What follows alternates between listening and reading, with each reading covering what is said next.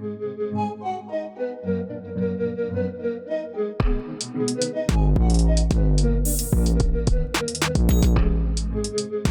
back to a special NBA offseason edition of Section 4 Fans.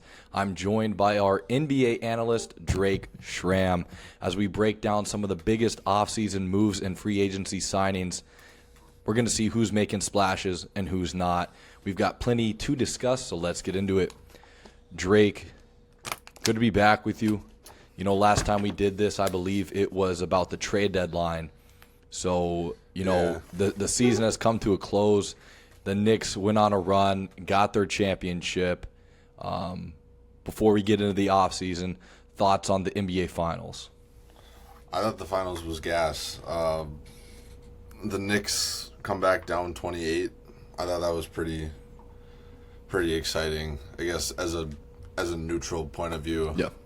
That's exactly what you want to see in a Finals game. But I don't know. I was just happy to see Cat get a ring. I think he deserves it after all that he's gone through, especially with media, Wolves, Knicks, all that stuff. So. And after all that? Yeah, that's basically what it is. But I'm glad he got his ring. Yeah, no, it was a hell of a Finals. I was neutral as well. I was leaning more towards the Spurs. I just didn't want the Knicks to win, but I think it just had a. Yeah, for the safety of everyone else in the city, that shit turned into Gotham City. But I was kind of just rolling with the Spurs. I wanted to see Wemby and those young cats get a ring, but I think the fact that they were such a young, inexperienced team, I think that really showed a little bit throughout the playoffs, but more importantly in that finals matchup. But with that, the season came to a close, and that was an incredible basketball season, a lot of memorable moments, and now I'm just fired up for this upcoming season. We've had a lot of moves, a lot of young cats going to good teams, and I think the playoffs are going to look a lot different in terms of what teams made it this year in comparison to this upcoming season. I think we're going to see some teams that haven't been in the playoffs in quite some time, which is going to be exciting for the league. But first order of offseason, we got the NBA draft. Obviously, the top 5 picks were pretty much chalk. I think it was kind of how everyone thought. But I just want to get your thoughts on, where you think some of those guys, do you think where they landed is that best for them? And how do you think their impact is going to affect that franchise? I think everyone kind of ended up in where you kind of thought they were going to end up. There's a debate probably earlier in the college season where you didn't know who was going to go first, didn't know who was going to go second, didn't know who was going to go third, but I think as the college season went on, that was kind of more and more obvious. AJ DeBonsa, I think him landing in Washington is going to be good for him. You got Trey. There's rumors that Anthony Davis wanted to be traded, but the Wizards quickly shut that down, so yeah. I think just him being out there and having those mentors, I think that's just going to be good for him. Darren Peterson to the Jazz. I don't know. I'm just not a big Jazz guy. You kind of see it recently with who else do they got out there? They just traded Walker Kessler. Yeah, which we'll dive into that later in this episode. But they got Lauri Markkanen, Jaren Jackson Jr. They have Keontae George, and they also who's the guy that got drafted last year? Ace Bailey. That's the so I think him and Ace Bailey are going to be good. Keontae George, I kind of just see as like them trading for draft picks in the near future, just because like they don't want to pay him. I think that's kind of the same as some of the other trades that went down this year. But I honestly thought Caleb Wilson was going to go ahead of Boozer, just because like Boozer's kind of like your traditional power forward, like kind of hang around the rim.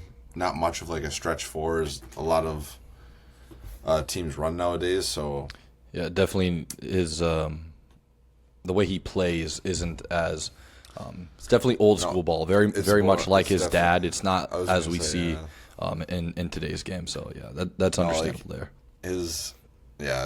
That's exactly it. Like his play style it's just like you could see brushes of Carlos Boozer in Yeah. there for sure. It's like to me, it seems like a more athletic Carlos Boozer, More mobile, for sure. not so stiff. Caleb Wilson, I thought was, that's just like that 3-4 spot. If Wilson was going to go 3, Boozer was going to go 4. If Boozer was going to go 3, Wilson was going to go 4. So I do like the Bulls draft pick with Wilson. I do too. A little Jordan legacy, UNC to Chicago. I honestly didn't even think about that part, but Yeah, UNC to like, Chicago.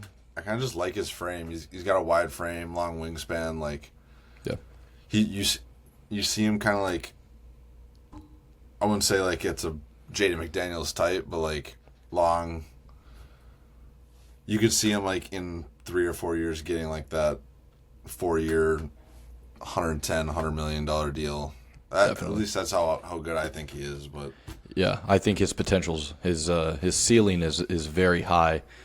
So he's going to be an interesting player to watch. The Bulls lately have been kind of in an interesting spot in their franchise, but now they got some new blood in the building. So we'll kind of see what happens with the Bulls this season. But and then to round out the top 5, Keontae Wagler to the Clippers. I mean, Clippers, they're kind of in rebuild at the moment, so I don't think it's that bad of a.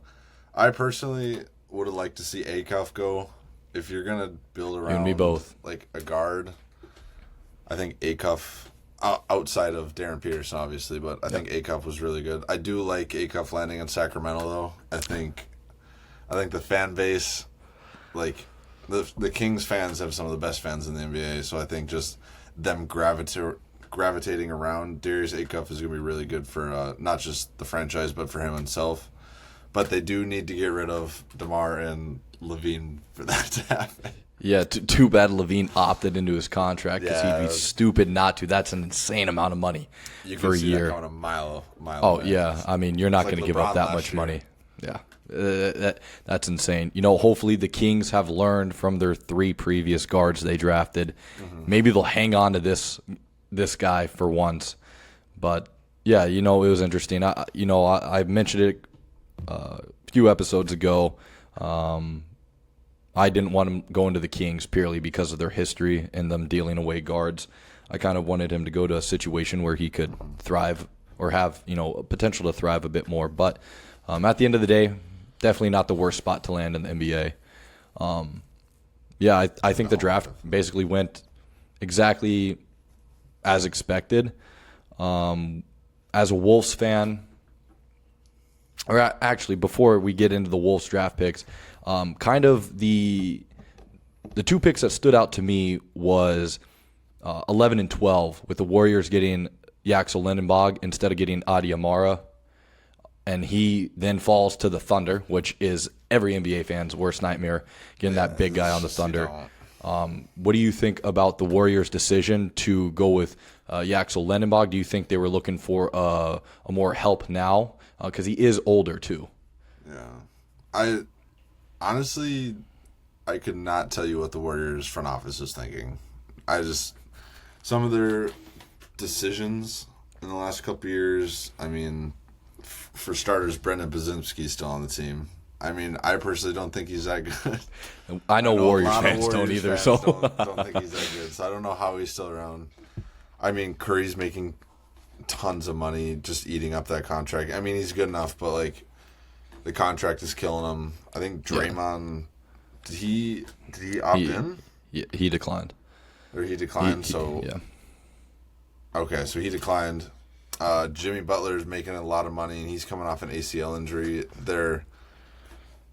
I don't know. It was the one thing was pretty funny was seeing that dude's comments to the media. Was it Yaxel is his first name? Oh my God, bro! Talk about not making a good first funny. impression. They ask him about Curry. He goes, to be honest, I'm more of a 2016 Kyrie Irving type of guy. I never really liked Curry. Horrible start. And then I also saw something on Draymond Green when he was on his podcast talking about how he was over in Europe and Yaxel Lindenbog texted him, whatever, and Draymond doesn't respond in time because of the time difference, and then he sees Lindenbach at the media saying that, he texted, but Draymond Green never responded. And Draymond Green was pissed. He's like, maybe I'm going to go make him go drive 100 miles to go pick up a PlayStation from a specific Best Buy. I did see that. That was pretty funny. So it was pretty funny. I can imagine some of the older guys are getting a good chuckle out of his responses. And there's definitely probably going to be a little bit of some rookie hazing towards him, which it's all fun and games at the end of the day. So. No, there's definitely gonna be rookie hazing. That's just, I just thought some of his comments were funny. He's like, I know Steve Kerr doesn't play a lot of rookies. So I'm like, well, good for you, man. But no, yeah, I think we'll see. I think the Thunder getting the 7-3 guy, obviously, as the Wolves are in the Western Conference, not a huge fan of that, especially because he's 18, or how old is that kid? He's. Let me see. I had it right here. Yeah, that's the last thing the Thunder need is a 7'3", 18-year-old that they can just develop and play next to Shea. 21. That's gonna be 21. 21. Still young as hell. I mean, still someone you can develop to play next to Shea. So definitely not too thrilled. Almost not really on the same level as Daryl Morey trading Jared McKean there, but it's up there for sure. I just don't like the Thunder. I don't think you're alone in that statement. I think there's some NBA fans that will back you up there. Now, I kind of want to get into the Wolves here. Obviously, they made a deal. I want to get into that later. But I guess it's kind of hard because it happened with the draft. Yeah. But they didn't have a pick until the second round. They take at 33. They take Isaiah Evans, guard out of Duke. Thoughts on that pick? Do you think he's going to make an impact, or are you hoping that he'll have more of a Rob Dillingham role but actually be able to produce? I think from what I've seen, obviously doesn't do much going. I looked up his highlights, so obviously it's just going to be a lot of highlights and not like some lowlights. You're not going to see like where he struggles. So yeah, not going to see him miss. From what I've seen, he kind of reminds me of like an Isaiah Joe from the. I guess he's not on the Thunder anymore, but like he's kind of just like that sharpshooter who's going to let it go, shoot every time. He's 6'6", so he's got some length to him. For sure. I've been listening to a couple Wolves podcasts, and they're just saying like he kind of is like his confidence is through the roof when he's shooting the ball. Like he's going to catch it and he's going to let it go, which I don't mind, especially coming off the bench. We're going to need some shooters now that we actually have a point guard. But I think I would say he's like a floor spacer for sure. I don't think, and then he's not like the same build as Jaden McDaniels, but like he's kind of like that forward. Like he's kind of longer. Pause. He's like a guard hybrid forward. Yeah, he can slide. But as long as he can shoot, I don't really care. Because if he can just play somewhat decent defense and can shoot the ball good, like I'm asking 38% from three. Yeah, I think time in the rotation then. I think that's what the Wolves are going to need to. I think with some of the deals they've made, as we'll get into later, I think they do need some guys off the bench to produce. I know they've lost a couple of those guys that were coming off the bench and producing. So hopefully he can plug in right away and be an impact player for the Wolves. But now the draft is finished. There's some deals that we'll talk about that have happened that kind of involve the draft. But I kind of want to start off with like the first initial deal of the offseason where the Bulls bring in Thiago Splitter. Thoughts on him coming into the Bulls? Do you think, is that a step up from who they've had? I don't know, and I'm going off some reactions I saw from Portland fans. Like, as we'll talk about later, like Mike Inori, Wolves assistant, got hired in Portland. And, like, from his press conference, like, the answers he gave, a bunch of the Portland fans were like, he's already gave us more information than Thiago Splitter did in 1 year. So, I think there's mixed kind of emotions about Thiago Splitter in Portland. From the way Portland played, like, this last year, they're really scrappy. They had the players to play the way they did, press you full court, shoot some threes. I mean, they were they made the 7th seed, right? I believe they won the first playing game, so they got the 7, I think is what it was. Yeah, so they got up to the 7th seed. So like they were definitely a tough team to play if you didn't like come to play. Portland gets So- rowdy too up for there, sure. and definitely a hard place to play. I think the thing that kind of stood out to me with him going to the Bulls and maybe some of those Trailblazers reactions is I don't think people realized that he was the assistant at the start of the year. Yeah, Then that's he was thrown in as a first time NBA head coach because their head coach decided to have some Chauncey illegal Billups. poker hands or whatever he was dealing. So Yeah. No, with- it was with- no, it was Chauncey Billups that I know it was poker, but like I don't know if it was a fake report. or not, It but was there like camera, illegal. so Yeah, they, yeah. They could say not really subtle. no, I mean, and hilarious. he's still dealing It's with like that. Terry Rozier, man. But yeah, so he was kind of thrown into it as a first-time NBA head coach, and he did quite well. So I like the move from the Bulls. I think they're at a position where they can afford to take a risk on kind There's of an potential, unproven head coach because there's potential there. Yeah. The next move I had was one that I think shocked a lot of people, honestly, and it was Dusty May going to the Mavs. Yeah, that's Leaving Michigan. They just won the national championship, and he leaves Michigan to go to Dallas. Kind of, what are your thoughts about him leaving Michigan and also kind of first-time NBA head coach with the Mavs? They got a decent team with guys coming back from injury and whatnot. How do you think that's going to it kind of shocked me because. And no, I'm not like a Mavs follower, so I don't know like the rumors circling around the head coach. But from my end, I saw absolutely nothing on Dusty May. So like, and you don't Seemed you don't very see left it- field. You don't see it often where college coaches really, at least recently, because last year or before JJ Redick was hired, they asked. they were going after Dan Hurley.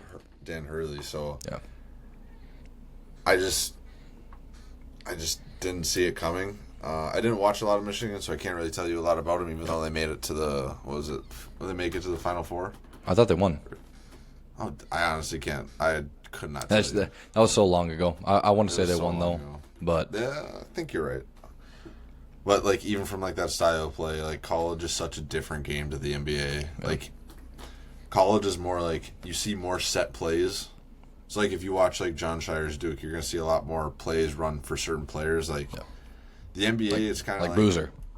He Yeah. had plays done for him every year, whereas I think the point you're getting at is where the NBA is more of it almost feels more of like a open gym and matchup type It's of. matchup heavy, yeah, for sure. Like, if your team, like, for example, use the Wolves, like, anytime we started Mike Conley, teams would just find whoever Mike Conley was guarding because he's not a bad defender by any means, but he's small in terms of what the NBA is now. So, like, you can't really.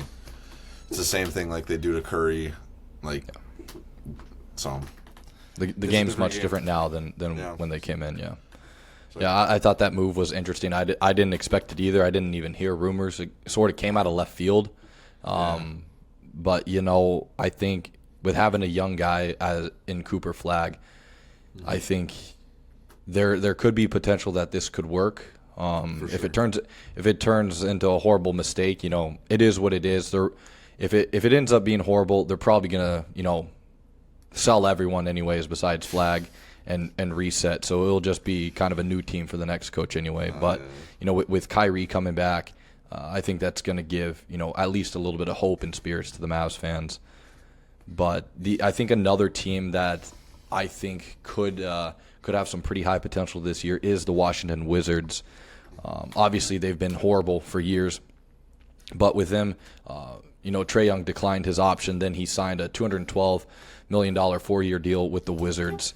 So now they have him. They got already all the young guys that they already do. They have AD. Hopefully he stays healthy. And then now they bring in AJ DeBonsa too. Yeah, we got How do you Sarr as how do you well. think Trae Young's deal with the Wizards? How do you think him kind of inking in or like putting in ink that he's kind of committed to the Wizards at this point in time? Do you think that's good for the franchise? Do you think he's going to add value there? I do think it's good. I think it's good to get your point guard locked down for sure. Because with Anthony Davis, he's old. He is making a lot of money, but he has trade value. So, like, if it's not working out, you can always trade him for. You're gonna get a couple, 1 or 2 picks, and maybe A bag of Doritos. 1 or 2 decent players, or one decent player for him. Yeah. So like, you do have a safety blanket there, but I think getting your point guard locked down. Who Trey's not. I don't think he's super old.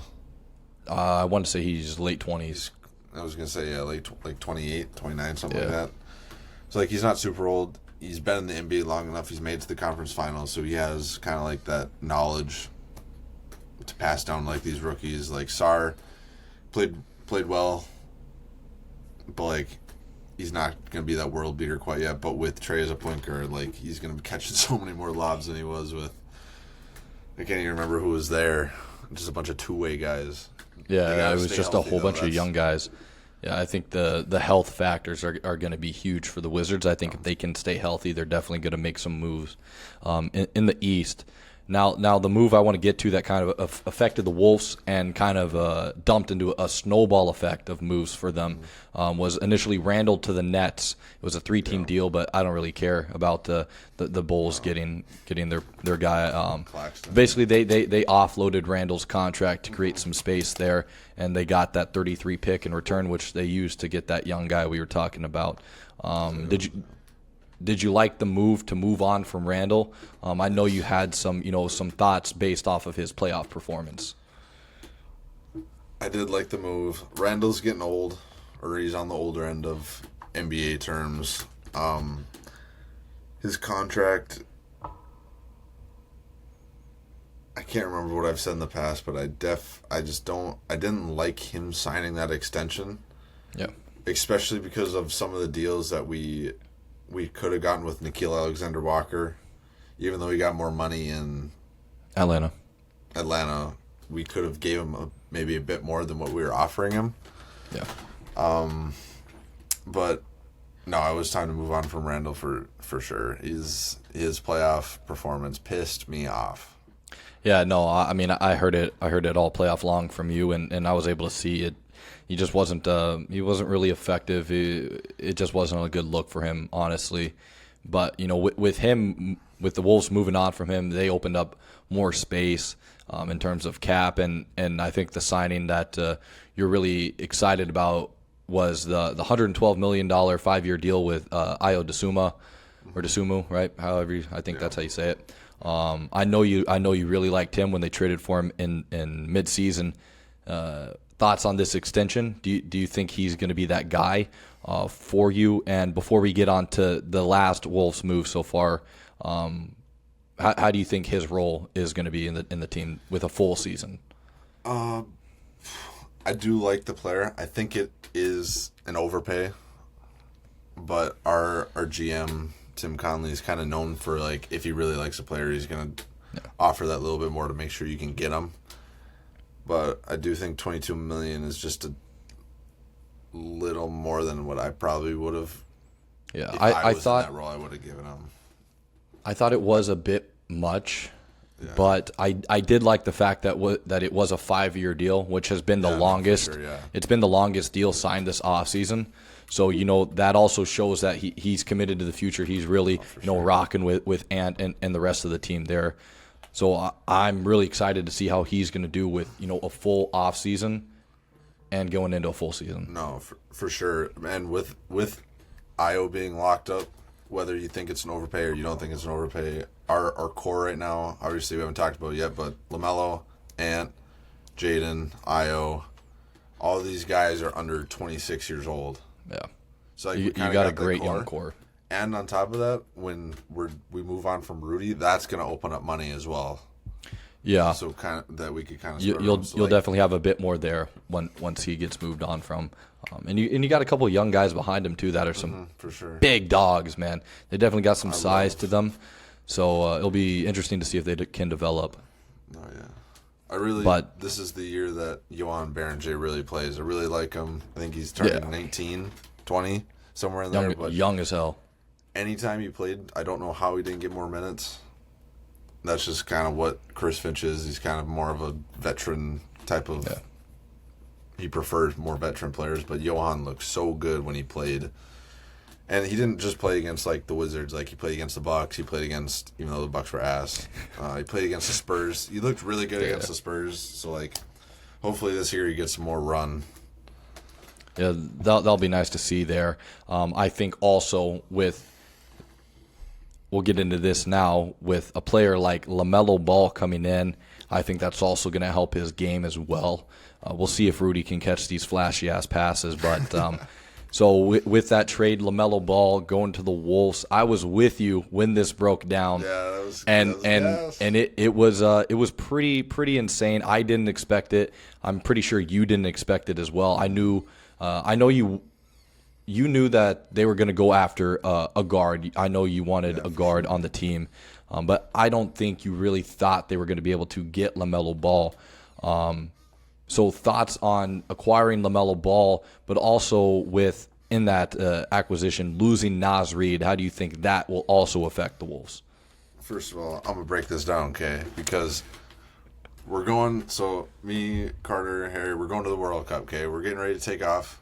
Legit, as we're going down, like the plane is about to get into the air, Harry goes, LaMelo Ball traded to the Wolves. So I didn't get a chance to look at it until like 2 hours later. Yeah.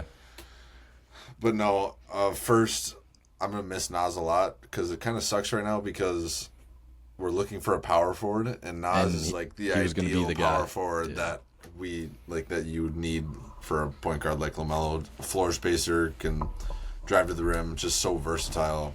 But reports came out that Charlotte wasn't interested in Rudy, so like, as much as I love Naz, like, you got to do like this. You do this deal 10 or 100 times out of 100 just because of the way Ant gets treated in the playoffs and the regular season. You can't double him now because if you do double Ant, you throw it out of the double team, and you have LaMelo Ball playing 4-on-3 against the other team. Yeah. So I love Naz.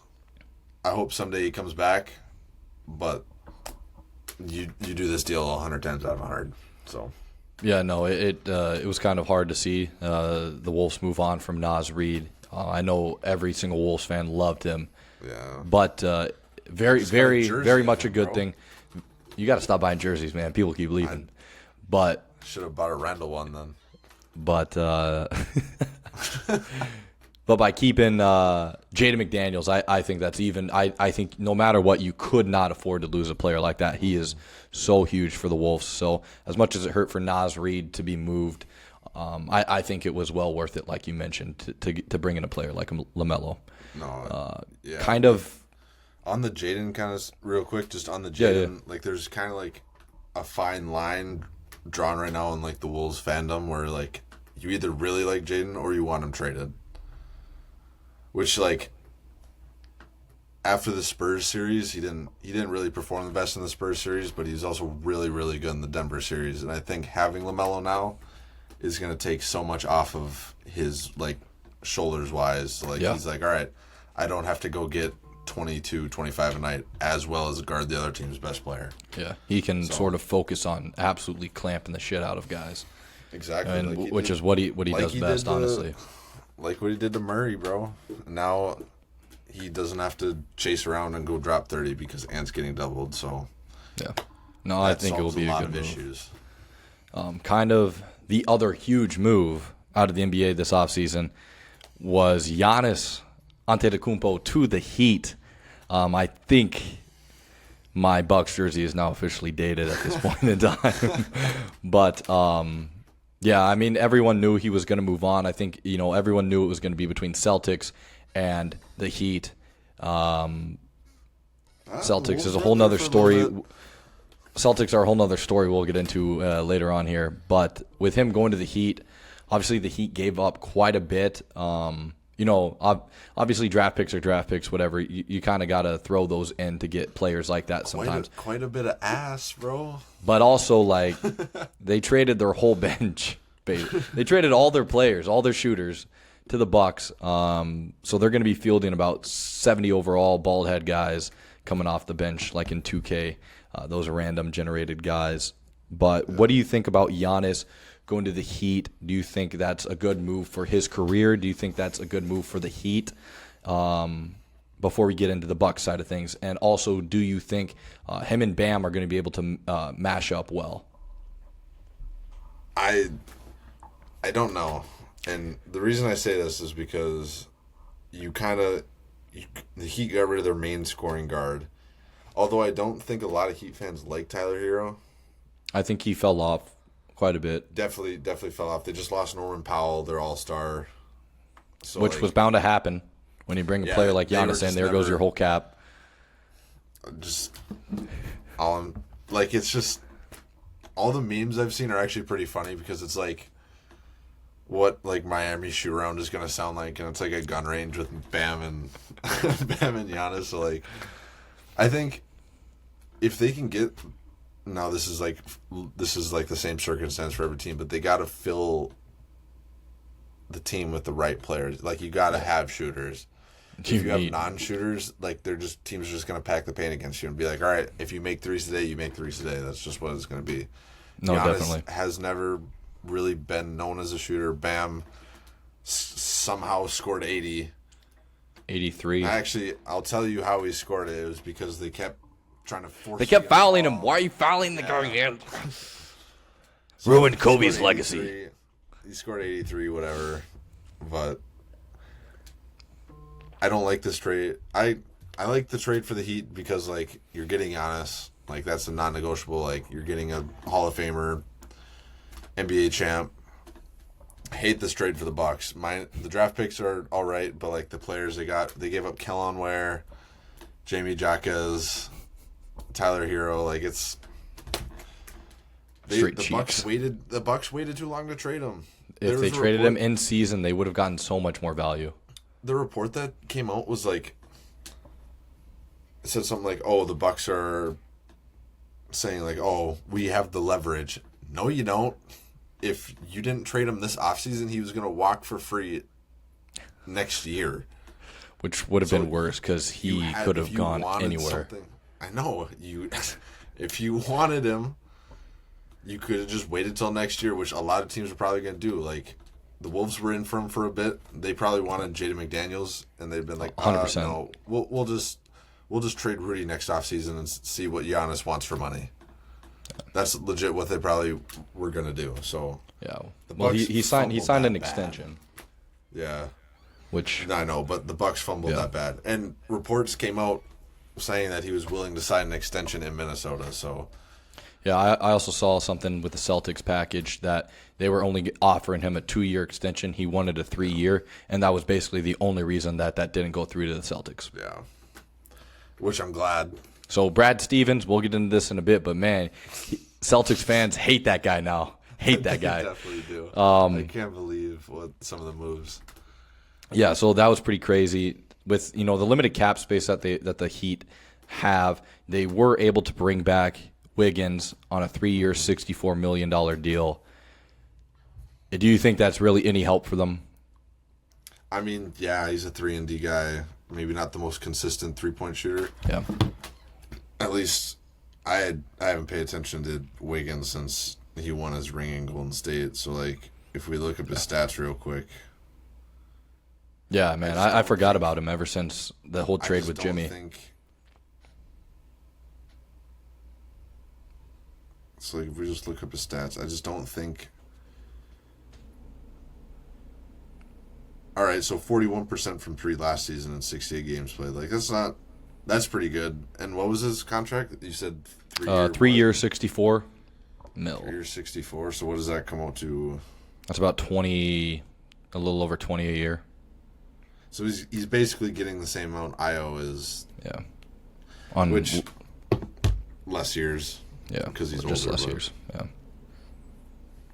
Yeah, it'll be interesting to see. I'm kind of interested now that Norman Powell is, officially gone and he's not signing, a pretty minuscule contract in terms of amount, like to re-sign with the Heat. I'm interested to see what other moves the Heat do, because they obviously, I think they need, at least one almost not big time move, but just someone that's going to be able to go in there and make an impact immediately. And like you said, they definitely need shooters. No, and guards at this point, and guards. I would bet I would bet Miami next year is like they're going to be 100% in for the trade rumors on Kyrie. If he's, depending on how it goes for Dallas, Yeah. they'll definitely be in the trade rumors for the Kyrie, like any like older point guard. Yeah. Yeah. I think that's a move they're going to have to make. Kind of we can keep it rolling here. You touched on it briefly with Nori going to the Trailblazers. I know you said some Timberwolves or some Trailblazers fans were already happy with the fact he's been given a bit more information than Splitter. Do you? I know as a Wolves fan, this was kind of a long time coming of him leaving. Do you think this was a good move for him to go to Portland out of any of the available teams? Yeah. Minnesota loves Mike Nori. He was always a really good. He's been in team like interviews for team head coaches for like maybe the past 2-3 years. So like, Yeah. it was like one of those like it finally happened moments. Yeah, there was finally like a good opportunity for him, good plays. Now, I got a chance. Ask Scoot Henderson this about. Let's see if he gets funny. traded, but No, I met Scoot Henderson when we were down in Atlanta for the World Cup. I asked him about. let's go, baby. I asked him about Mike Nori. He's like, "Oh yeah, good defensive coach." I'm like, Yeah, "Right on, man." Which that's what Scoot was doing a lot of this year was a lot of defense. He's improved quite a bit. Yeah. That'll be a good hire for him for sure. His contract was kind of like a slap in the face because he got like a 1 year because. Yeah, I believe it was a 1 with like options in year 2 or 3 from the Trailblazers. Like they can decide whether or not to bring him back. No, Mike Nori will 100% get an extension. I don't see them firing. He's going to be a good coach for sure. And especially with some of the other moves that the Trailblazers have made, they brought in Robert Williams they brought him back on a 3-year, $44 million extension. Mm-hmm. Do you think he fits with how the Trailblazers are, trying to go for the future? Obviously, they've got Donovan Clingan, and they also got that young Asian guy. I forget his name. I don't know his name. I know who you're talking about though. Yeah. No, I think it's good that they're kind of locking up their centers because they have Donovan Clingan as well, who's a really good center. He's starting to shoot more threes, which is good for them. Problem with Robert Williams is his injury history wasn't the most non-injury prone in Boston. Carried that kind of over to Portland, but a lot of stuff I didn't see coming. Especially that was probably like one of the last places where I thought Ja was going to go. Yeah, and Memphis was going to. And Ja Morant goes to the Trailblazers.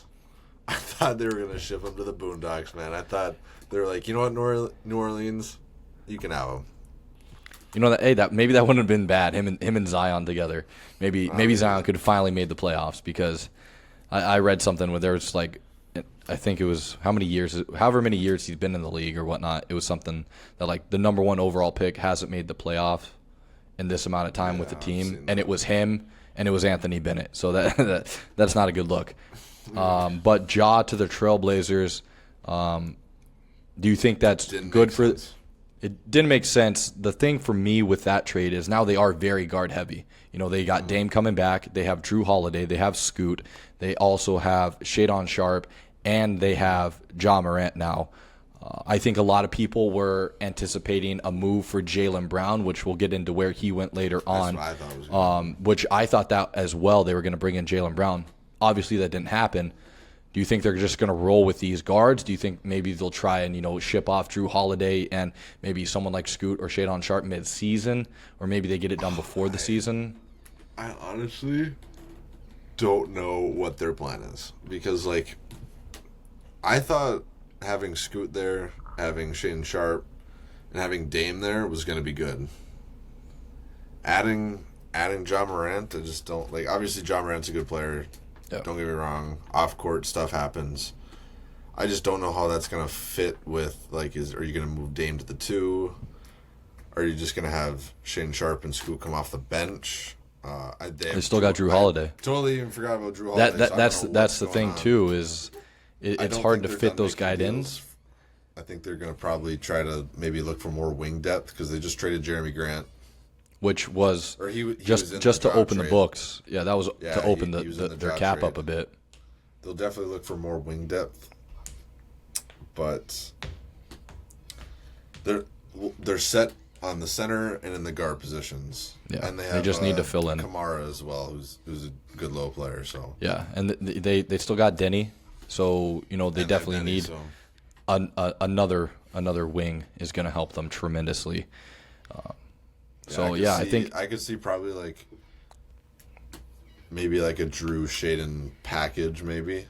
yeah that's what I thought was going to be dealt in a potential trade with the Celtics. I think that could still be the move. No, the Celtics only want 38-year-old washed players, man. Yeah. But I think those two players will get packaged together. I think it just fits. I think they're more likely to keep Scoot, purely because I think Sharp's value is a bit higher than Scoot at this point in time. But it's just tough, like really who you want to go with basically for the future. I mean, you got Ja. Do you think Scoot's going to be able to keep improving year in and year out? Because he's definitely taken steps in the right direction. Yeah, I'm trying to look up Shane. He's kind of been up and down injury-wise. Played 80 games his first year, and they played 32. So, I mean, and then 72 and then 50. So, I mean, send him and Drew to New Orleans, I bro. still- Bringing Zion into Portland. that low-key wouldn't be a bad, like, I could definitely see them doing something along those lines of getting a power forward like that. Yeah. Because then their starting lineup would be probably Ja, Dame, Kamara, Zion, and what's his face? Or Kamara comes off the bench and you have Denny at the 3. Yeah, I Which totally is a forgot about pretty Denny as big well. ass 3 in my opinion. Yeah, they could do so much right now. Yeah. They could also get a good amount for Denny Avia as well. Yeah, if they wanted to move on from him for sure. They're kind of in the right position. He's going to be a player that's not going to get you above. He's going to be one of those players that like you trade and then you start to really see like that success, in my opinion. I just don't think he can take you to the heights you want. No, but I mean he definitely did this postseason. He was arguably their best player, basically their only player. And he was, as lights out as he could be on that team, essentially by himself at that time. So it'll be interesting to see, if he's still on the team, how he plays with Ja, and when Dame comes back too, who knows what could happen. You obviously got that new coach in there, so it's going to be, a completely different system. And I think Portland fans should be excited at the end of the day. That's all I think. If I was a Portland fan, I'd be excited for sure. Yeah. It might be bumpy the first year. Yeah. But you got to let it play out. 100%. You don't want to fire head coach too early. You got to give him time. Speaking of fired head coaches, some coaches like to illegally gamble, and sometimes so do the players. Sometimes they even bet on themselves. Before we continue with other offseason news, I wanted to get into this whole Malik Beasley deal real quick here. Obviously, not a whole lot of information has come out about it, but I guess just kind of what are your thoughts about him being indicted and just how it's been happening in the NBA landscape? They got to get rid of everyone likes to sports bet. Okay. Everyone can sports bet. Everyone's done it when you're able to at some point, but you got to stop having the gambling sponsors evolved around the company, because it's going to put it into the minds of the players. As a player, you also have to surround yourself with good people as well, because exactly. What was it, him and Ed Davis? Yeah, I think so. Yeah, was that the guy, Ed Davis? I believe so. It was like a friend of his. Hey, I need to go get you. I need a rebound. It was like he got the rebound. 1.1 left. Yeah, it was funny because that clip came up, and all the comments were wolves that's of the him. hardest I've ever seen Malik Beasley try to grab a rebound ever. The spread was like 2.5, and it was a 3-point lead, and he freaking sprints up the court. Yeah, you got to stop having the gambling ads around the league. It's just going to entice the players. Yeah. And then just surrounding yourself with good people, knowing hey, And I'm sure there's way more stuff going on around the Oh, league yeah. like that. 100%. Like Beasley was just dumb enough to be caught. Yeah. For sure. What Terry Rozier's also being caught as well. Yeah, nothing's really come out of that. It was just Malik Beasley's been the latest, so I just wanted to kind of get your thoughts on his whole situation there. Was it Michael Porter Jr.'s brother as well? Oh yeah, well he's been banned from the league in multiple basketball leagues around the world. I want to say he's playing in the United States right now in some random league, some random professional league. With the college rules, bro, you might as well just go commit to Duke for another 4 years. Literally, but yeah, I mean, not a good reason to be in the headlines this NBA offseason. So we'll kind of see what shapes up with that whole situation. If he plays in another NBA game, if he doesn't, if he goes to jail, who knows? Who knows? Honestly, this has probably been the most entertaining offseason ever. 100%. In terms of player moves, people going to jail, just headlines that have come out. Yeah. It's just so Jaylen Brown on Twitch, like it's just so funny.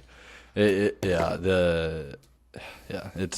hilarious. There's been a lot of good laughs so far this offseason, a lot of surprising moves here.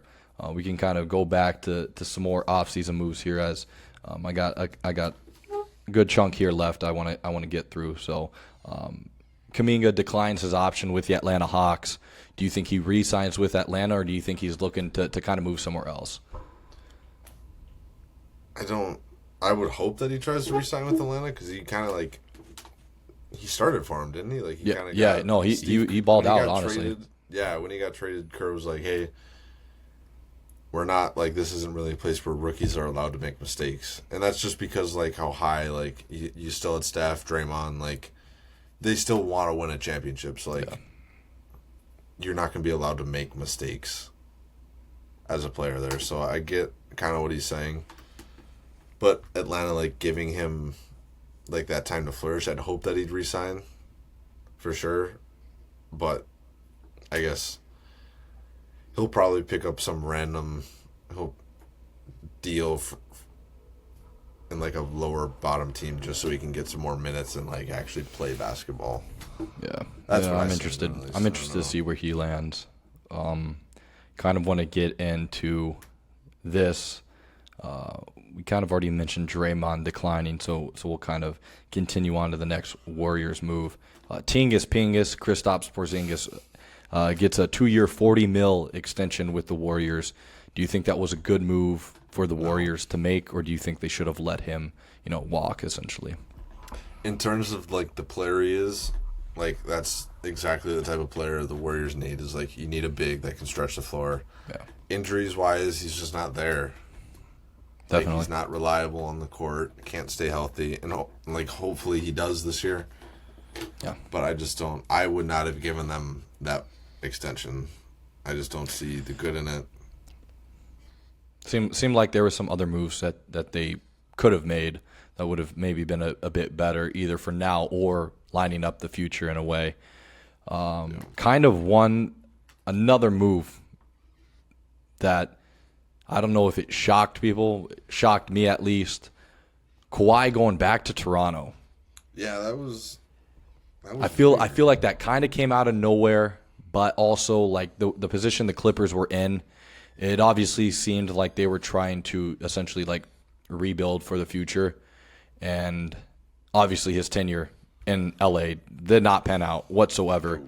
So it makes me, with him re-signing, with getting traded to Toronto and potentially re-signing, it's interesting because it makes me think, what if he stayed in Toronto this whole time? Could Toronto have been somewhat of a dynasty? They would have had Pascal Siakam, OG Anunoby for at least another year.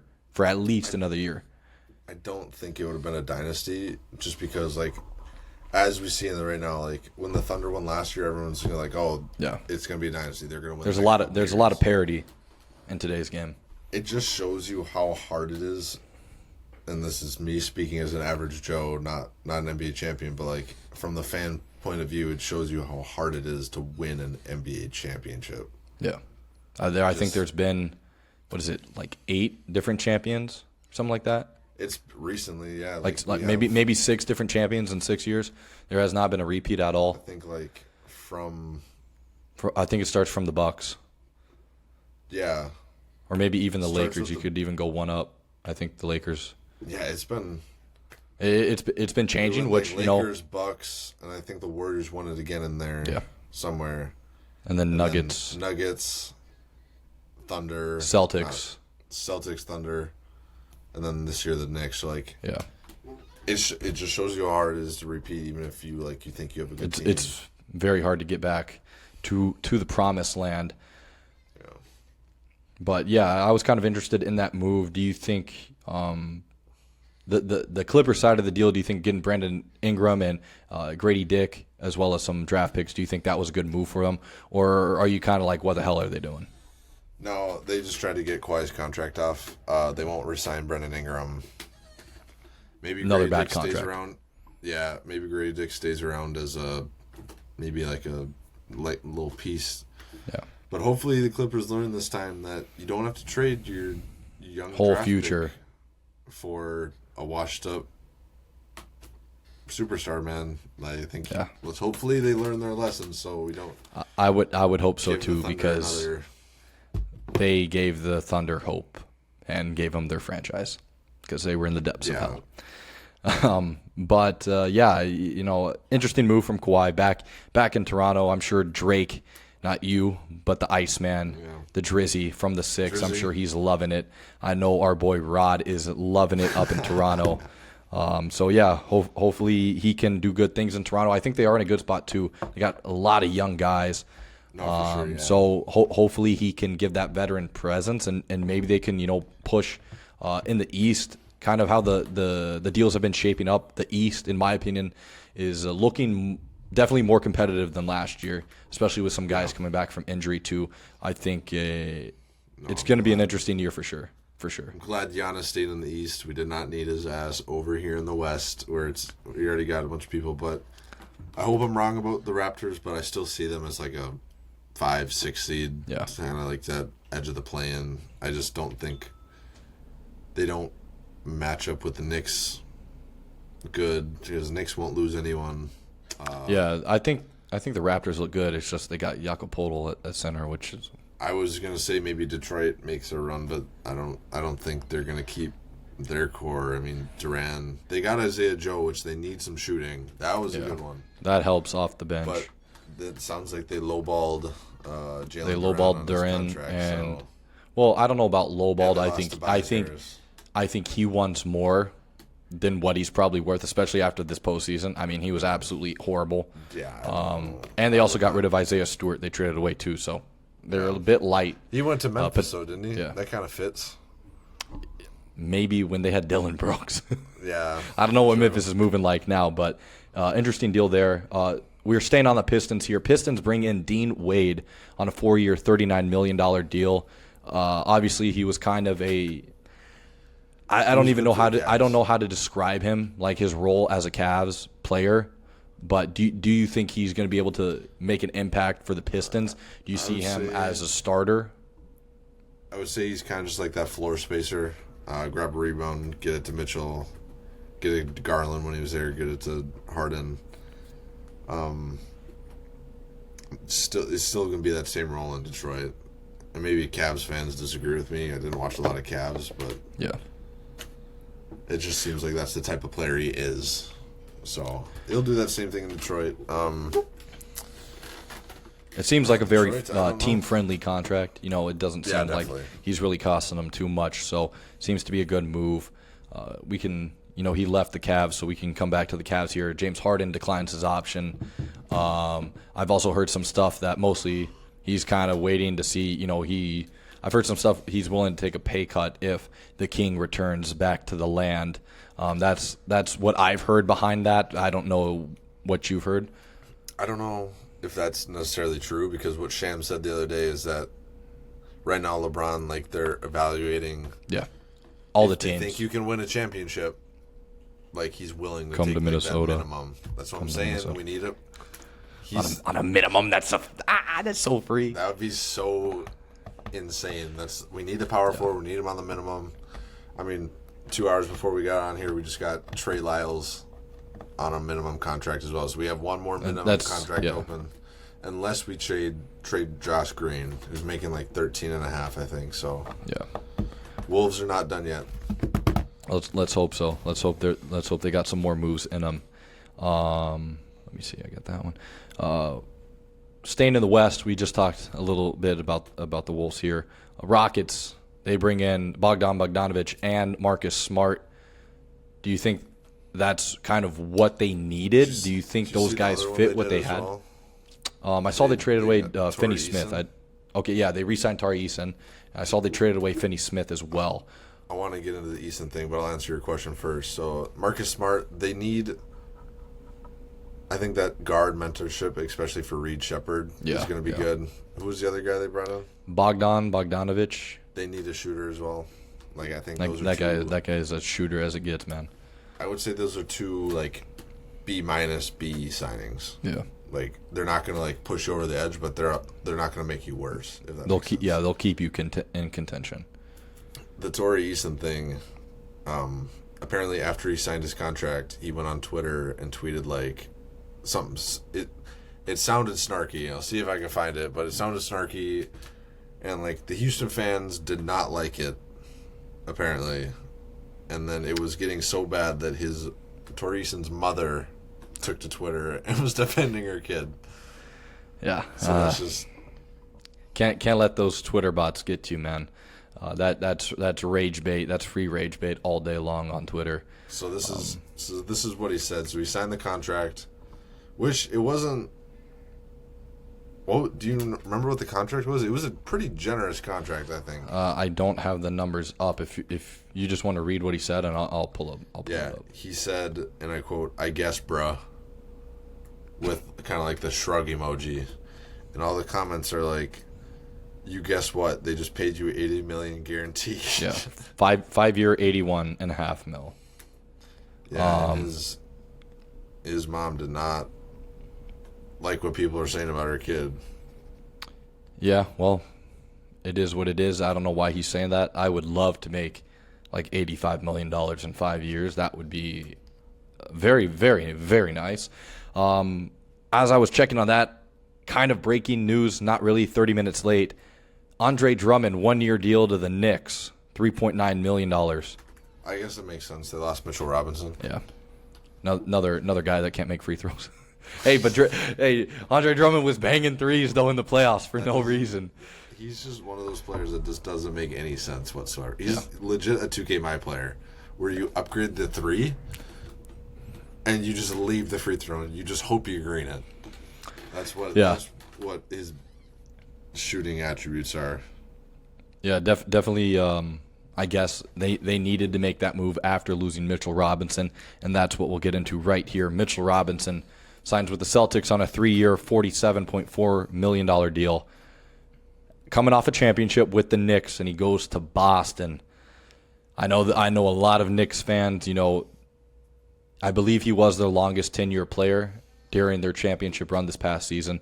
Now he's no longer on the team and goes to Boston. I know that isn't sitting well with some fans, but I do know that they appreciate everything he's done for him. So I think they're taking that into consideration. I think if they hadn't won a championship and Boston knocked him out of the playoffs, it'd be a lot more sting. But I think because of his contribution, I mean, he absolutely ripped that rebound away from Wemby in the final seconds of that game. He came up big. Basically, like, I wouldn't say saved him the game, but it definitely flipped the script a little bit. Yeah. So I don't think Knicks fans are too upset. I don't think he's upset either. He just got the bag and won a championship. Yeah, and maybe he has more room to drive his big-ass truck as well, too, because there ain't no room in New York, because that is just insane. Other Celtics deal here, the big one, the one that shocked everyone and has put Brad Stevens' head on people want his head, man. People are pissed about what Brad Stevens is doing to their beloved Celtics. And honestly, I think you should be, because this move made no sense. Let me get the details here. I got them up. Yes. The Boston Celtics trade Jaylen Brown to the 76ers for Paul George, 2 first-round picks, and 2 second-round picks. I think a couple of them can become swaps and whatnot, but whatever. regardless, the whole point of them moving on from Jaylen Brown is, yes, they've shopped him, and that relationship was kind of fractured, but they also wanted to save money. Why did they trade for a washed-up prescription P who is making basically the same? He's making basically the same amount of money as Jaylen Brown. He's making maybe $1 million or $2 million less. Can we check and see what Paul George's contract is? Because they may have taken him on an expiring. No, I don't think. But the way maybe 2. It says he's currently playing on a 4-year, $211.5 million maximum. Yeah, they literally when did saved. He sign it though? Because he signed it when he was with the Clippers, right? And then he got traded. Unless he signed an extension with the 76ers, which can't put it past Daryl Morey. I guess he's playing under whatever you said. I'm trying. Hold on, I think I could pull it up when it went in.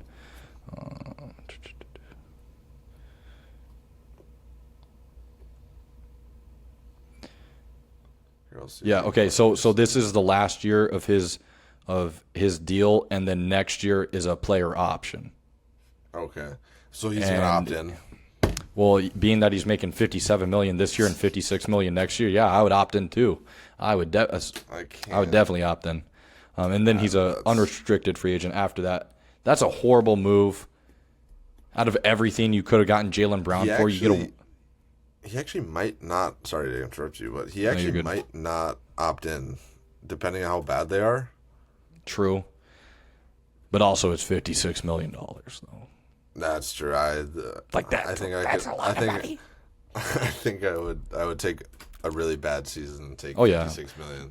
Dude, I'd go to the Thunder when they were in the depths of hell for $56 million. That's what I would do, man. Dude, I would go to New Orleans right now.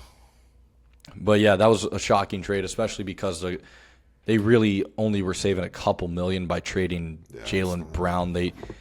I think they wanted to get VJ Edgecombe, but Daryl Morey obviously grew a brain since trading Jared McCain, and wasn't going to let that happen. I think the Sixers fans are excited as hell because they got rid of Paul George, and now their quote unquote core 4 is looking very good in my opinion. I think at the end of the day, it all comes down to big boy Embiid. If that man's knees can stay upright and healthy, I think they definitely will put a tougher task for the Knicks to repeat. Because Jaylen Brown was playing some incredible basketball all year, and obviously fell off a little bit when JT came back, if I'm being honest. I think, though, as from some of the stuff I've seen, I think people kind of underappreciate him during the season, and I think during the postseason is when he kind of shines out the most. All the work he puts in offensively and defensively. I think that's what the Celtics are going to really realize what they're missing if they even make the playoffs next year, because he was on Paul George's ass all season or all series. I was very surprised because he didn't even ask to be traded. I think that was the crazy part. But they did shop him multiple off seasons, so I think it was coming. I saw get one that part, but they packed you don't get good shooting. You don't get good shooting guards often in the NBA. Like you could see with the Cavs, they traded for James Harden. I'm not a big James Harden guy, and you can see why they did it. Yeah. And I especially going to the 76ers, I don't know why, he said it on his Twitch stream the other day. He was like, when I was in Boston, I'm coded to hate the 76ers. Why would you trade him there? I guess we got to start the process. That's what I'm saying. Dude, his Twitch streams have been killing me. The process has to start back up again. I'm like, especially after they got eliminated, he was literally bitching at Embiid. Oh, this guy flops. He's ruining the game, and now he's teammates with him. So, I'm sure they'll get a good laugh. No, they have 76ers have an insane backcourt now. The problem, like you said, the problem is Embiid going to stay healthy? Which, unfortunately, I don't think that's a question every year. I don't think he's question every year. If they can just manage him well, if he can just lose a little bit of weight, He needs to start doing some like Wemby stretches, bro, or something, because man's knees are cooked. Or just a diet, bro. Damn. Yeah, we'll kind of see what happens over in Philly, but they do look promising. Another team that has had some, what the hell moves recently, but apparently one guy leaves and now their GM thinks they're cooking. That's the Los Angeles Lakers. They bring in AR-15. They bring him back on a $185 million deal for 4 years. Thoughts on that contract? Do you think that was deserved? Listen, Reeves is good. Okay, he's a good player, and I'm saying this as someone who isn't that good at basketball. But he's just not like your second option on a team. He's your third option that can go get you a bucket when the two aren't. Yeah. Obviously, you still have Luka. I just think you're overpaying for Reeves, and I think Rob Pelinka kind of pulled like a Tim Conley, where other teams were probably offering him maybe a little similar but under, and he's just like, all right, listen, we want to keep Boston, so let's just offer him this. Yeah, that's fair. At the end of the day, it is good to see freaking Pelinka actually do his job. Yeah, I thought Io was an overpay, and then I saw that, and I'm like, maybe not. Yeah, but no. But I also that they brought in. Yeah, I also think it was kind of an overpay purely off the fact that he kind of disappeared during the playoffs. But that's hard though when you go from being kind of, he was the second option, but then Luka, and now you're trying to be the number one option, basically. And then he's the number one option. LeBron kind of, wouldn't say he sat back, but he's 40. He cashed his chips in. He's not gonna be what he was. So yeah. The other, gosh, there's been a couple moves Pelinka's been cooking. First one's the Walker Kessler trade. They get Walker Kessler from the Jazz. They trade unprotected first. As well? Yeah, they trade unprotected first round picks in 31 and 33, and swaps in 38 and 30. He also then signed a 4-year, $130 million deal. What do you think about that trade, and what do you think about that contract? Obviously, now the Lakers finally have a center. Yeah, they needed it. They got rid of what was it, Dominating. They got rid of him. He just got traded to the Wizards, I think, today? Was it? Yes, today. We could I kind of had this in this section to touch on that. So basically, trading for Walker Kessler, giving him an extension, and then sending Dominating away. How do you think those two moves kind of affect each other and affect the Lakers? Finding a team to get Dominating is like finding gold, man. It's not gonna happen often, but when it does, you just gotta take it and go. Yeah. But no, I think Walker Kessler, he's like a pure, like, that's the center that Luka needs around him. Big bodies, set good screens to create separation, and just a lob threat. Definitely. I do think it's quite a bit of an overpay for him because he wasn't like a stand. His first year was really good in Utah. Yeah. But then once the Wolves traded him. True, yeah. But, I would do that trade 10 times out of 10 again, so. Yeah. He wasn't as good as that first year in Utah, I don't think, but who knows? I think it was time to move on Luka, to. He's probably gonna, when you're playing with the moves the Jazz made, I think it was kind of not forced out of their hand, but they were definitely more open to it. They didn't want to give him that money, and the Lakers were which makes sense. We'll give it to you for sure. We can continue here with more of Pelinka's masterclass in some Laker fans' eyes. You got to help me with this guy here, Sandro. Oh, I can't pronounce that last name. Mamu Kelshavi. We'll roll with that. I slaughtered it. Yeah. I know he played for the Raptors last year. He signed a 4-year, $52 million deal. That seems very team friendly. To be honest, I literally have never seen this guy play. I knew he was on the Raptors, but that was about it. No, he's a good shooter. He torched the Wolves this year. I know he's more of like a power forward, center type of hybrid. Typical just floor spacer. Will go grab the rebounds, space the floor. Once he gets hot, he's more a lob good threats. For sure. More lob threats for Luka, or more of a pick and pop type of role. Threat, more of like a you can't you can't cheat over on Walker Kessler, who's rolling to the rim, because he'll just hit the corner and you don't want him shooting wide open shots. Yeah. Okay. Especially when he has his feet set. And then I think to round out Pelinka here and the Lakers, Quentin Grimes, 4-year, $60 million deal. And then they also bring in Colin Sexton on a 2-year, $19 million deal. I personally love the Colin Sexton deal. I think that is perfect for him. What do you think about the Quentin Grimes deal as well? I think he had a good year, and he's just like, you go from the 76ers guy who, didn't have the best year. Maxi's the number one option over there. Grimes had the green light most of the time. If Maxey wasn't on the court, I think he was probably their main scorer because Embiid he didn't know if he was going to be in for the night or not. You go to the Lakers where you have Luka, who's like that main option one, and I just don't see him being and then you have Austin Reeves, obviously. And maybe he really can be that good third or fourth option. I think he's going to be more of a bench piece, though. Yeah. In my opinion.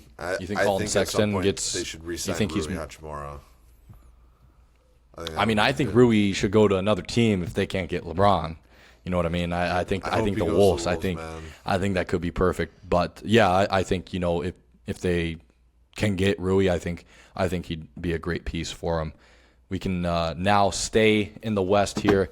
I know we've kind of gone through damn near everything that's happened this offseason, but there has been so much action the past week and a half, and it's been incredible here. So to kind of round out the West here, we'll stick with the final NBA final losers here, the San Antonio Spurs. They bring in Tobias Harris on a 2-year, $31 million deal. It's a good deal. Thoughts on this deal? That's a really good deal. It kind of shows that they're going to go for a championship now. And they have the players to do it. Castle's good. Harper's good. They came out, and Brian Windhorst isn't the most reliable source. So take it with a grain of salt. Yeah. But he said that the Spurs are looking to keep De'Aaron Fox as their number one point guard.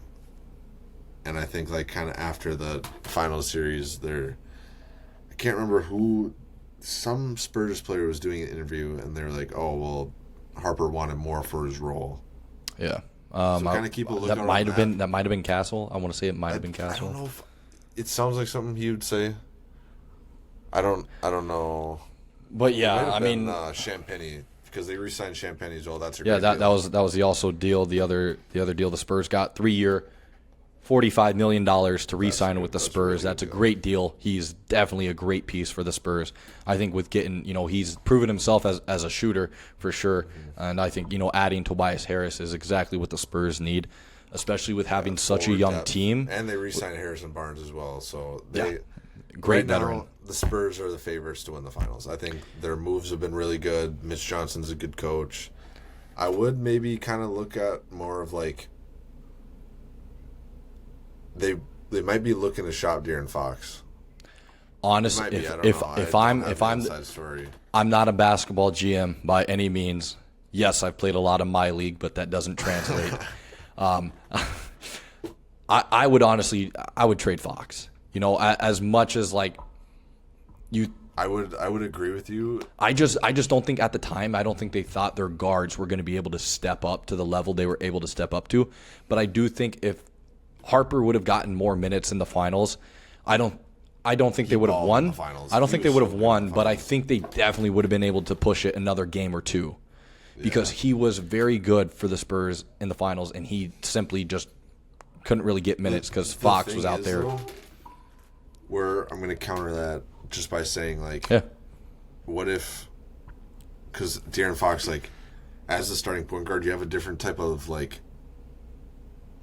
load that you have to carry on the team versus, you're coming in off the bench as a sixth man, as a seventh man. True. That maybe Harper maybe isn't ready for yet. Because basically his job, from what it looked like, he came in off the bench and he was just looking to score. Yeah. And that's not when you're a starting point guard, especially when you have Castle and when you have Victor, who's the one option, you're not going to be able to do that.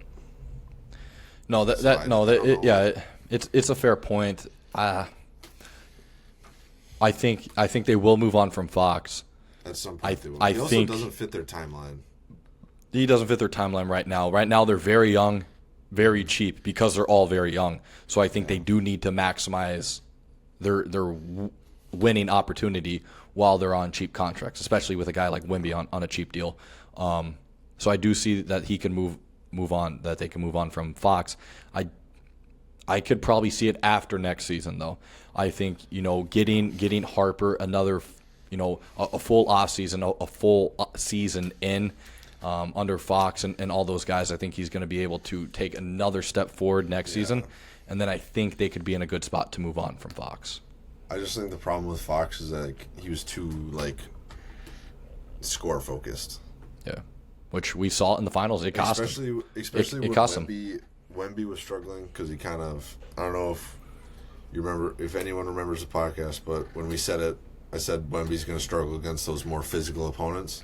Yep. That's what Cat was. Wemby's not going to be able to move Cat, which he kind of struggled with. So maybe Fox thought hey, maybe if I score more, it's going to kind of loosen up that matchup. Yeah. But I don't know. Even at the trade deadline, this not obviously right now, but when it comes up in middle season, if Harper's playing good, and you can get two, if you could get some picks, players for him, and some role players, they're gonna do it. Yeah. Especially if they're on cheap contracts, because then that keeps their books low. That gives money that they can give to Harper and can give Wemby, to Castle. They will not extend Fox no matter what. They're gonna. I'm with you there. I agree. At some point, he's gonna get traded. 100%. Last move from the Spurs here, they bring in Billy Donovan as an assistant coach, going on to the staff there. Obviously, no longer with the Bulls. Do you think this is someone that's going to be able to help Mitch Johnson and his staff? Do you think that's someone that he could potentially, obviously he was under Popovich, so that's literally the best mentor you can have, and he's still kind of involved in that team. But do you think bringing a guy like Billy Donovan in is going to be able to help him and help that team? I don't know kind of what role he's going to play as an assistant coach. Yeah. Because I'll use the Wolves for example. We have our Mike Honore is our head assistant next to Finch, and then you have your offensive kind of, I wouldn't say assistant, but the person who focuses more on the offense. And then you have your person that focuses more on the defense. Yeah. And then you have your trainers and your players. All it said was lead assistant coach. If he's going to be the right-hand man next to Mitch Johnson, they must share the same kind of view in terms of basketball. That's what it's implying based off of what I've seen. But from being a head coach for Billy Donovan, especially from his tenure at the Bulls, it's not. Yeah, it's I did one of those signings to make the coaching staff better than what it was. Yeah, definitely to help booster the coaching staff. I thought it was a little bit of an interesting move from a head coach to become an assistant. Obviously, he probably didn't have much on the market for him, and especially to go to a younger head coach, I thought it was quite interesting. But hopefully he can help and provide some experiences. Obviously, he won 2 national championships in college as well, and that hasn't quite translated to the NBA. But he still had some pretty good experience as a coach. He's been close. I think he wasn't he the Thunder coach when they had. Oh, really? Did they score? Sorry, I know we're talking basketball, but Cabo Verde has just tied Argentina in the round of That's 32. Insane. We got incredible storylines in the World Cup. Tune in to that video. That will come out before this. So if you're watching this one and you didn't see the earlier episode, tune back in, hear about the World Cup, because it's been an amazing tournament so far. Back to basketball here as we're almost done. Interesting move by Billy Donovan there. West is looking strong like usual. The East in my opinion, is looking much, much better than it did last year. I'm interested to see how the Pacers go from the West to the East. That's going to happen. ASAP. No doubt. I think that happens in the next 2 years. 2 years, Wolves will be in the East. I think 2028. As soon as 2028. I think the candidates right now are Wolves, Seattle, Memphis, and New Orleans. Yeah, are the kind of. I don't know if they'll want to take Ant out of the West. I'll be honest. But if if I'm Adam Silver, which I wish I would because I'd be moving a lot better than he would, I would move the Wolves to the east, and then I would relocate Memphis. I'd relocate Memphis to Nashville. That's just my thought. I think Nashville. I think Nashville is a very good city that deserves more sport teams, and I think if you move the Grizzlies to Nashville, they already have a very good fan base on one side of the state, and I think if you move to a better city, whatever. Weren't they saying Nashville's too small though? Is that what it is? Yeah, I think that also plays a factor. It is a bit too small of a city. Like you might just have to move it just a little bit out of the city. But that's the other thing. Like the Titans are building a brand new stadium there. The Predators are looking good. Yeah, in Nashville. They've been in talks for years about a new MLB expansion team in Nashville, and they have a minor league team there that does pretty well too. So they definitely have the fans to be a good sports town. But that's just one move I would make because the Grizzlies have just been a mess. And how about we just take Memphis, or we just take the Grizzlies and move them to a whole new state? Give Las Vegas a team, bro. That's the other thing. At some point, it's gonna happen.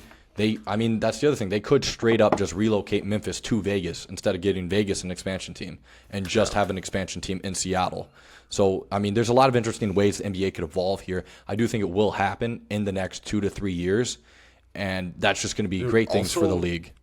Also, if you move to the Wolves, that would just make sense conference-wise. No, it does, because everyone geographically is in the East in their region. Then we the would Bulls, have the Bucks, Chicago Bucks, and then Indiana, instead of Denver, Portland. So far, I believe the Wolves travel the furthest out of every West team. It's probably pretty close with New Orleans and Memphis. They're all pretty close. Look that up right now. But yeah, you can look it up because that's a pretty fun fact there. To end this NBA offseason edition here, I think the question that everyone is wanting to know, and hopefully we get some answers soon, is where is LeBron going? Where is the King going? I've got my ideas. I know he's dwindled it down to even more teams, and he's come out and said he's willing to play on a minimum, which really opens it up to a lot of teams. I'm trying to find... I don't think it does, though, because he's not going to sign for Charlotte. He's not going to sign for Boston anymore. No. He definitely is Orlando, signing... No. He's signing to a team that is, at this point in time, going to win a championship. And to me, you've probably seen some different stuff, but I think, honestly, the more likely... What I got? I think I got 4 places. Warriors, Cavaliers, I think the Knicks, and the Spurs. Or the Wolves. But I guess he could go Spurs too. I know this. Harris. Yeah. So I think that kind of derailed that. But I think those... I don't want to see him in New York. I think that's going to mess their whole mojo up. I don't think it will. I think if we break those down, so the Warriors, and I was listening to another podcast today. Yeah. And they were saying Warriors, you know what? Yeah, it'd be fun to play with Steph. But he's always Jimmy wanted Butler's to. coming off an ACL. Draymond's old. Porzingis. Draymond did decline. It's not like in terms of winning a championship. It's not very enticing. Probably not as enticing because they're older. The role players aren't as good. It's one last ride with the Youngs is what it is. I saw Denver. Denver's an option. I think Denver would be. I think they would be better than the Knicks. For sure. I think. Yeah. I think him with Jokic would be insane. Yeah. But I just don't. I can't see I can't picture LeBron in a Knicks uniform, if that makes sense. No, I got you there. It's but part of me hopes he goes back to Cleveland and next year is his last year, one final ride in the place he started it all. But I don't think he will. I think he's going Minnesota. I think he's going Timberwolves. Come on. If he does, listen, he loves Ant-Man. How can you not love him? Here's the story if he signs for the Wolves, okay? Minnesota is probably the longest active drought for championships in sports. You would win the first ring for the Wolves ever. That like The first championship in Minnesota in forever. Since like 91, I think. Yes, with the Twins. They were the last team to win. Yeah. That's what, 25, 20-some, I don't even know. That's way more than 20 years ago. It's But, about that would 30. Like, what would that do for your legacy? If you come to Minnesota, you win a ring, you teach, you mentor LaMelo, Ant, you get all these guys. You have Rudy and Jaden next to you, so you don't really have to play, like, super hard on defense. No. So, like, I don't know. I think Minnesota, in terms of, like, the fit, I think it's the best fit, but I don't think he will. As much as I'd like it. I think if he goes to Minnesota, they win the championship. He's better than Jordan. LeBron is better. I know, but I don't think you can end that debate. Jordan went to Washington and was straight up ass. LeBron can go to a place that's never won a championship. No, and they've got the guys to do it. The greatest of all time. He would. That's peak. I can't wait to watch that Netflix documentary post Wolves championship parade. He's sitting there. He comes into screen. Picture perfect ending for the King. I think we have the bench for it. I think we have the defensive. He literally plugs in. He literally plugs in. He doesn't have to be the first or the second option. He doesn't even have to be the third option if he wants. He can sit there. He can just swing the ball, move the ball. He'll probably average tens across the board. He'll probably average like a triple-double of tens. My prediction is that he goes to Golden State. I think so. I think so too. I think he's always wanted to play with Steph. But if the Wolves can get him, A-Rod, if you're listening and you're done partying with Michael Rubin, make some calls, big dog, because the Timberwolves fans need the King. The King needs Ant. Okay, we got to lock it in. I just think it's cool. Like 5 years ago, if you asked me, like, hey, you have the best shooting guard in the league, you just traded for one of the best point guards in the league, and now you have the option of getting LeBron on a minimum contract. Yeah, you're jumping into Lake Superior in the middle of June or January. I would probably punch you in the face because I think you're lying. Like, it's such a good, like... I'm sure. The Wolves are set right now, for sure. I'm not as much of a Wolves fan as you, and definitely not as long. So I can't imagine how good you feel about where this team is at the moment. And you've got two guys. You've got two guys from the same draft class. You just need James Wiseman to complete it. Okay. No. But this offseason has been incredible. I'm sure more moves. I'm sure more moves will happen. It's definitely It's not done yet. I'm sure whatever happens, we'll touch on it next episode here at Section for Fans. But this was a special edition of the NBA offseason here with Drake Schramm, our NBA analyst. See you next time.